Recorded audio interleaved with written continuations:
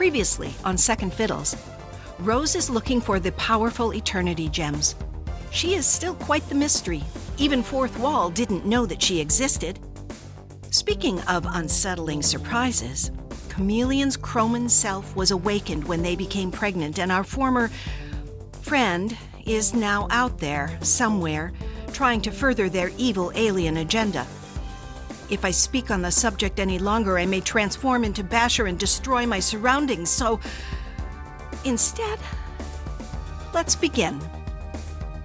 Episode 61, Power.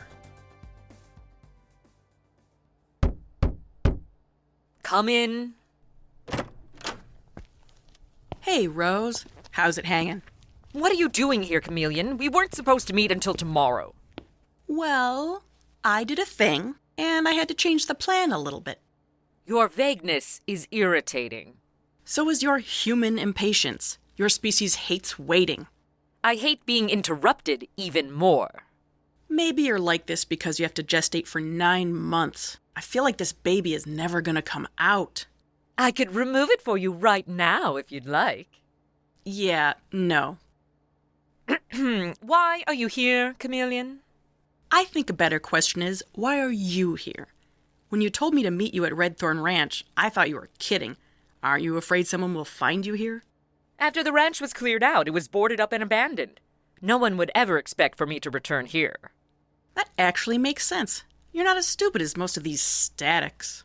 Why, thank you, dear. That means the world. I really do not like it when you use that word. Stupid or static? Grouping all non-Chromans with a generalized term is oversimplification. I'm a shapeshifter. A static is just anyone who's limited to one form. So you respect shapeshifters of other species? Not as much as other Chromans, but sure. Basher and Smasher can transform into larger, stronger versions of themselves, but they only do it out of necessity. Why not always live like that and rule the world? It doesn't make any sense. Some of us humans like our privacy. Being the biggest and the strongest puts a target on your back. It's much easier to get things done when you're unassuming. I take it you're speaking from personal experience? You try beginning your life as a frail, sickly girl in the 17th century. Holy shit, just how old are you? If you must know, I was born in 1666 in what is now known as Massachusetts. My family were farmers, and my mother died in childbirth with my younger sister, who never made it past infancy. My father resented me because I was small and weak, and I was useless except for growing herbs. I don't normally love this much exposition, but I'm mildly curious. So, did you have any other siblings? Yes, I had 2 brothers, Moses and Thomas. Moses and my father died from smallpox when I was 12. Thomas was willing to take me in, but his wife despised me, and once they had their own children, she froze me out. I married the first man who showed interest, and I never heard from Thomas again. Does this walk down history lesson lane have a point? You're making me regret our allegiance, Chameleon. We work together. You don't need to adore me. Although you should. You seem extremely lonely and kind of sad, but I'm not up for toting more tragic baggage. You have made that abundantly clear. Since you hate humans so much, why aren't you fraternizing with your brethren? Plunger? He's taking care of baby Stevie for me. Helpful, but so needy and histrionic, I can only handle him in small doses. Why are you referring to Plunger as he? I thought your species was asexual. Holding human form has given him an identity crisis.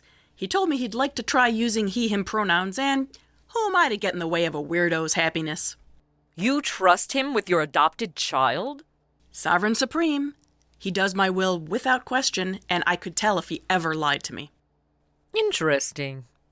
I'm not sure how he'll like being a pawn in my plan for world domination, but we'll cross that bridge when we get to it. Excuse me? World domination? Rose, we've talked about this. After I squeeze out this baby, hot male body me is gonna my way through this planet. Once my Croman offspring spread their genes for a few generations, Earth is ours. Generations? Such human impatience, Rose. Sometimes you have to bide your time. Chromans live hundreds of years. Have you forgotten that I've been looking for the Eternity Gems for nearly a century? I am very patient. Could have fooled me.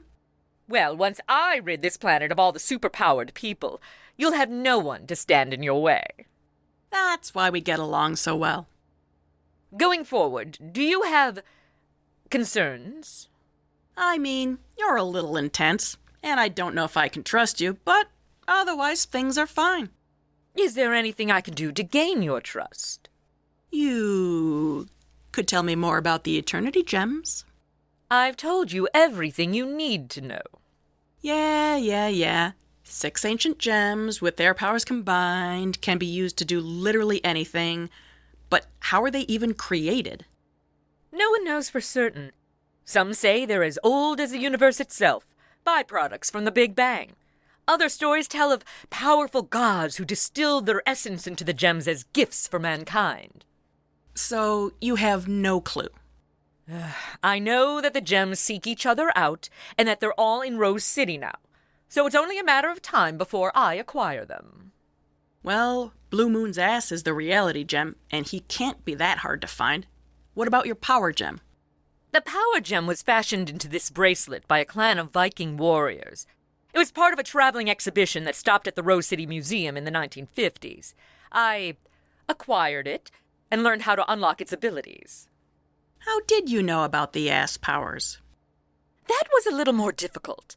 I found records of Blue Moon's ancestors that coincided with stories of glowing blue lights preceding miracles in rural Ireland. It was tied to lore regarding fairies and other supernatural creatures, so I didn't believe it at first. And the other 4 gems? Back in his heyday, MacGuffin had been hunting for them as well, but I don't know if he was successful. There is a chance that he or one of his children are in possession of one. Linus doesn't have anything like that, at least not that I've heard. And Silver has never met her dad, so I doubt she has anything of value. It would have been Sally if anyone. For all we know, she might have been wearing one as a ring or on a necklace. And she's deceased, correct? Like a scrambled egg on a sidewalk. If she had anything on at the time, it might have been shoveled up with her remains, sprayed across the street, power washed down a storm drain. It could be anywhere. Let's focus on the positives, dear. I'm not your dear. Should I be concerned about your former colleagues throwing a wrench into my plans again? Or do you think you can manage them? Sophia will have told them about my Chroman coming out. It'll be a challenge, but I have a plan. Which one is Sophia? You haven't met her. She's Recall, aka Basher. Either insanely smart with perfect memory, or super strong and muscly. I met MacGuffin's son, the one who makes force fields, and the one who climbs walls. Linus and Parker. It took Parker a long time to heal from you practically ripping his arm in half, but he's back out patrolling the streets in colorful spandex. What about the truth teller? Elijah had invisibility until the threat's technology reversed his powers, and now he can see what's hidden. And you already know about the lying thing. You also met Tammy, who screamed you senseless, and Cassie, who slapped Blue's ass and broke your hold over him. I'm not worried about the screamer. She caught me off guard. That other one, though, she's going to be a problem. What are her weaknesses, her limitations? None that we know of, but she's still figuring that out herself. Her sister Ren could be used against her. Good to know. Is that everyone? Not exactly. Max could be dangerous, too. He's not great with his laser beams, but they're strong. And there's Krampus, but she doesn't even like being a sidekick anymore. She's working part-time for Lucid Lucy, the Dreamwalker. Perhaps this Dreamwalker could help me locate the Dream Gem. It may be one of the harder ones to find. Hey, whatever floats your boat. Isn't there one more? The little one who flies. Oh, I can't believe I forgot the reason I came here in the first place. Be right back. What are you talking about? I told you. Change of plans. Yes, but I figured you were just being vague to annoy me.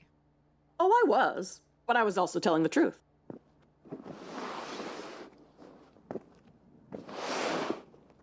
What is this, laundry day? That is a very large sack. That's what she said. Oh my goodness, is there a creature in there? Why, yes. Oh, it's the girl with the tail. Meet Helicopter. You had her bound and gagged in a bag outside this entire time? Yep. Okay, Gail, this is going to hurt. Ow! What are you doing? Taking your tape off. Would you prefer I didn't? Chameleon, what's going on? Where am I? You're at Redthorn Ranch, my sweet little girl. I know you. You're Rose. Help! Somebody help me! Gail, would you shut up? There's no one else here. Are you going to kill me? Don't be such a f***ing drama queen. Recall was right. You're evil now. I'm not good. I'm not evil. Just motivated. Let me go, please. I promise I won't tell anyone I saw you. Yeah, I don't believe that for a second. Let me out, or I'll let myself out. Chameleon, please stop her. Fine. Ugh! She's out cold. Better? Yes, thank you. Now will you please tell me why you kidnapped her? It's pretty genius. Care to guess? I'm not in the mood for guessing. Fine, party pooper. I may need to infiltrate second fiddles for intel, or mislead them, so I grabbed one I could easily replace. Yes, but why did you choose this one? Well, I have to stay in a female shape while I'm pregnant to keep my uterus, but I can still change the rest of my form. Can't alter total mass, so Ren and Cassie are too small. Can't replace powers, so Tammy or Sophia would be too hard. If you'd like to lose some mass, I could remove one of your limbs. Would that help? I'm happy with my mass, thank you. Anyway, Gail is perfect. Her dump truck dinosaur tail is really thick, so I can use it to displace the rest of my mass. What about her powers? She's supposed to be finishing up her last semester at Rose Academy, so she can say she needs to focus on school. Gail only likes to use her powers outside, so I'll hole up indoors. Clever. Will you be able to emulate her personality? She's perky and talks about role-playing all the time. It'll be pretty easy. Let's see. Oh, golly. Would anyone like to go fight grown men with fake swords in a muddy field with me? I don't know what you're talking about. That's okay. No one does. Seriously, she always talks about Dungeons and Dragons and LARPing. How the fuck do the mechanics of D&D translate to LARPing at all? Fucking nerds. I am confused. Anyway, what do you think? I can totally pull this off, right? If you're confident, dear, then I believe in you. Stop calling me dear, you condescending... Oh, and speaking of dear, I'll have to avoid Max in person whenever I'm posing as Gail. They're particularly close friends, I take it? Max is a telepath, but can only read animals and aliens, including me. If I get close enough to him, the jig is up. Oh, I see. Would you like me to take care of Max for you? No, geez, I have to do this carefully. What is this exactly? I swiped a ton of power dampeners from HQ when I broke out Plunger and Stevie. Plunger is great with tech, and he can disguise the dampeners as jewelry. You know, something inconspicuous. I just need to get each second fiddler alone with me and blammo! Slap on a power dampener. Voila! No one left to get in our way. Where do you plan on keeping them? I got a little kinky with the residential wing and added restraints to the beds and walls. Got some nice sedatives, too. It would seem you have all your ducks in a row, Chameleon. Impressive. Is there anything I can do to help? Oh, I doubt it. If I need anything, I'll let you know. Splendid. So you're going to, let this one live? For now, we may need Gail for information. Better to have a resource and not need it than to prematurely dispose of a body, am I right? I just like loose ends, but I'll trust you. For now. Gee whiz, Ma, that's all I've ever wanted. You don't call me that ever again, and I won't call you dear. Deal? Deal. So, could you help me drag Gail over to her suite? She's heavier than she looks, and I'm really tired. You got her in here by yourself. Why would you need my help now? You're going to leave the pregnant one to do all of the body dragging? Yes. Yes, I am. I'm quite busy. Doing what? Research. The dream walker you mentioned might be helpful for locating the dream gem, but the other gems are a mystery. We can at least deduce the natures of the time and sight gems, but the spirit gem is the one I need to learn more about. There's been no mention of it for decades. Yeah, well, have fun with that. And you have fun unstringing the second fiddles. Oh, I will. This is gonna be so much fun. They'll never see it coming.